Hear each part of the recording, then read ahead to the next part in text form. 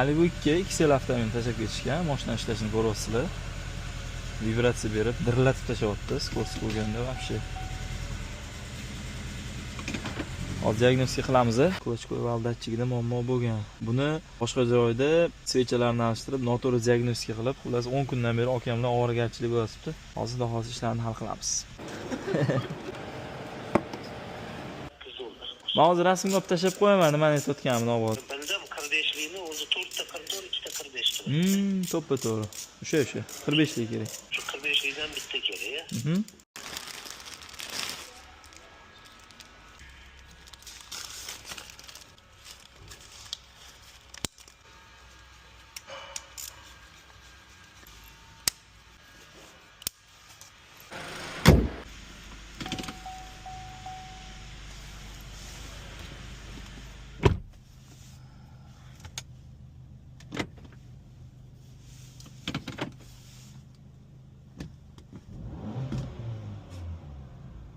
Xudo xolisa ishlashlari zo'r.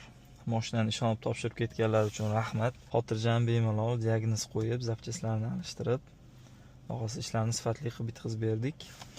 Sizlarga ham shunday xizmatli kerak bo'lsa, Promotorsga aloqaga chiqib qolasizlar.